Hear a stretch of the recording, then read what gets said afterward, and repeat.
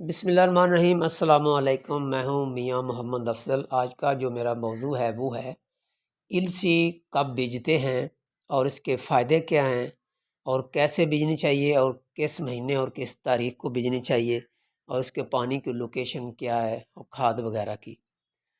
तो सबसे पहले तो जो इलसी की पैदावार है माशाल्लाह वो बहुत अच्छी है और इसका रिज़ल्ट भी अच्छा है। अगर आपने इसको स्पेशल बीजना है तो फिर थोड़ा सा ख़र्चा गंदम जितना आ जाएगा।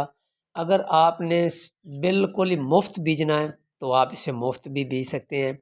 सबसे पहले इसे मुफ्त बीजने का आपको तरीका बताता हूँ। सिर्फ बीज आपने लेना है, बस बिल्कुल ना कोई हल चलाना है, ना खाद डालनी, कुछ भी नहीं डालना। वो क्या है, क्यों नहीं डालनी, क्या वजह है, चलते हैं उस तरफ। जो मेरे इलाका ज़िला उकाड़ा में जो गांव वाले इलसी बीजते हैं, सिर्फ वो अपने घर के लिए बीजते हैं, सेल के लिए नहीं बीजते। इससे पिनियाँ बनाई जाती हैं, इससे पंजीरी बनाई जाती है और इसका तेल निकाला जाता है जिसे हम कुस्सू का तेल कहते हैं। हम इधर कुस्सू का तेल कहते हैं।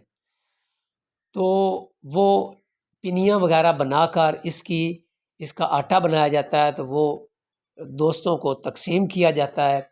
तकसीम से मुराद है तोहफ़े तोहफ़ दिए जाते हैं, क्योंकि ये सर्दियों में लोग इसे खाते हैं।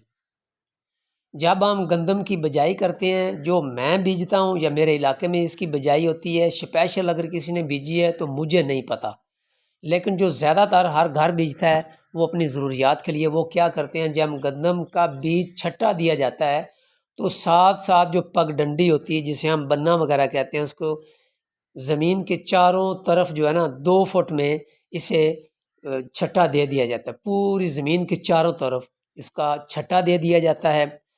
और खाद वगैरह जो गंदम को पहुंचनी है, आपने गंदम में खाद डाली है, आपने गंदम के लिए हल चलाए हैं, आपने गंदम को स्प्रे करनी है, जो भी करनी है वो तो गंदम को करनी है।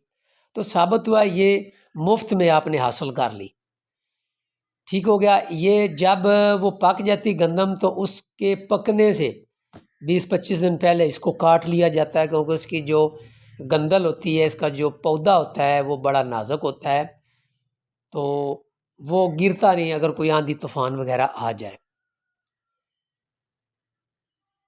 तो लिहाजा एक ये तरीका है, और दूसरा जो तरीका है वो है स्पेशल आपने अगर इसको बीजना है तो फिर साफ ज़ाहिर है जितनी ज़मीन में 5 मरले 10 मरले या 1 कनाल या 2 कनाल अगर आपने सेल के लिए इसकी बिजाई करनी है तो आपको ज़मीन तैयार करना पड़ेगी। ज़मीन तैयार करेंगे, उसमें DAP का छट्टा डालेंगे, छट्टा देंगे, यानी कि 1 बोरी पर एकड़। तो 50 किलो ज़रब 160 कर लें तो 1 मरले की जो खाद निकल आएगी वो आपने डाल देनी है। डालने के बाद आपने खेलियाँ निकालनी हैं। आप जो वट होती है, जो खेलियाँ वगैरह होती हैं, हम इधर जो हमारी ज़बान है उसमें मैं बात कर रहा हूँ।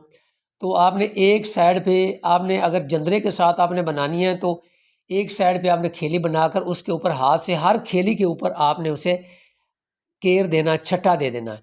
देने के बाद फिर दूसरी तरफ आपने वो मिट्टी जब चढ़ाएँगे तो वो खेली कंप्लीट हो जाएगी और जो इसका बीज होएगा वो खेली के ऊपर आ जाएगा, बजाए वो दरमियान में खेली में आए। अगर आ भी जाए तो कोई ऐसी बात, लेकिन ऊपर आ जाए तो ज़्यादा बेहतर है।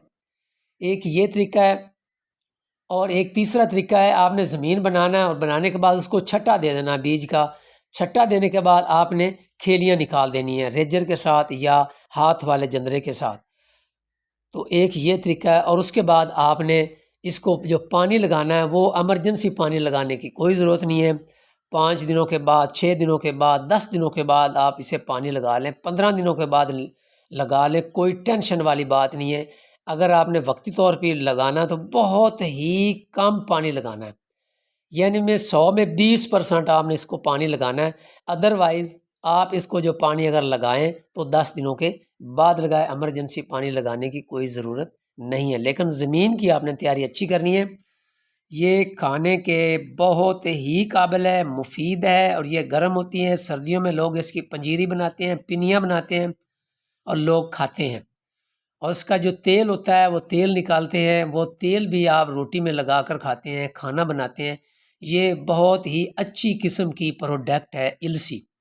ہم ادھر اس کو السی کہتے ہیں اور بین الاقوامی سطح پہ بھی اس کو الحمدللہ السی ہی کہتے ہیں۔ تو یہ طریقہ تھا السی بیجنے کا۔